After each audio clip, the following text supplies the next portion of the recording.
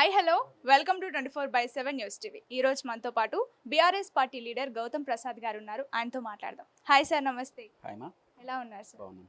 Sir, ఇప్పుడు BRS రజతోత్సవ సభలో కేసీఆర్ నోట ఆ చంద్రబాబు పేరు వినడం, అలాగే ఎప్పుడు ఆంధ్రులు అనే సెంటిమెంట్ని వర్కౌట్ చేయడం తప్ప మీ బీఆర్ఎస్ పార్టీకి సొంత బలం, సొంత వ్యూహం అనేది లేదని వాదన వినిపిస్తుంది. సో దీనికి మీ ఆన్సర్?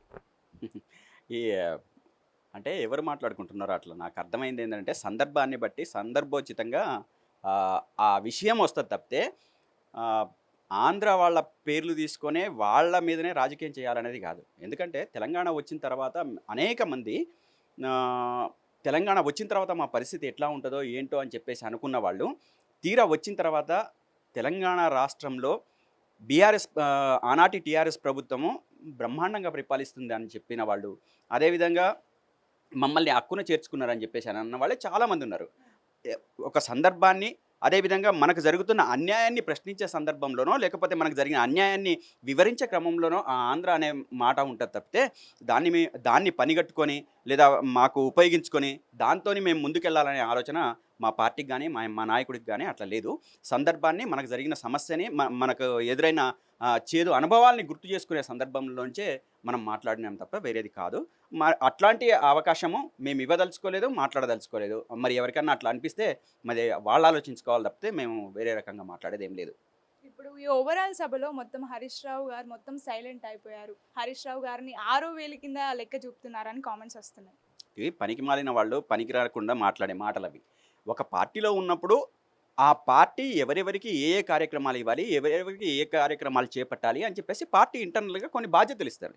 ఆ బాధ్యతలో భాగంగా హరీష్ అన్నకి పార్టీ రాష్ట్ర కమిటీలోనే మొత్తం ఈ సభకు సంబంధించిన బాధ్యతలంతా పెద్ద ఆయన కేసీఆర్ గారు ఇవ్వడం జరిగింది. ఇచ్చిన దాంట్లో మొత్తం కంప్లీట్గా సభనంతా సక్సెస్ చేయడంలో తన ఒక పాత్ర పోషించడం.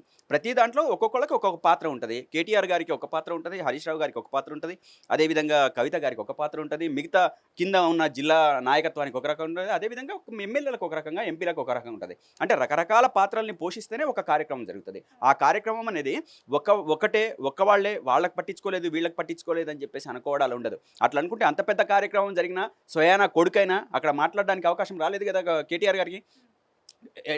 కార్యక్రమాన్ని డిజైన్ చేసిందే అంతవరకు. ఆ రకంగా అంటే కేసీఆర్ గారు అంతవరకు మాట్లాడాలి, అదేవిధంగా ఈ కార్యక్రమం ఇంత నుంచి ఇంతవరకు జరగాలి, ఇగో ఈ విధంగా ఉండాలి అని చెప్పేసి ఒక ప్రొఫార్మా ఉంటుంది. ఆ పద్ధతి ప్రకారం కార్యక్రమం జరిగిన తప్పితే హరీష్ అన్నని ఎక్కడ తక్కువ చేయాలని చెప్పేసో లేకపోతే ఇంకొకళ్ళు ఎక్కడనో ఆకాశంలోకి ఎత్తుకోవాలని చెప్పేసో అట్లా జరగదు, జరగడానికి అవకాశం లేదు. మా హరీష్ అన్నకు ఉండాల్సిన ఇంపార్టెన్స్ ఎప్పుడు పెద్ద ఆయన దగ్గర ఉంటుంది.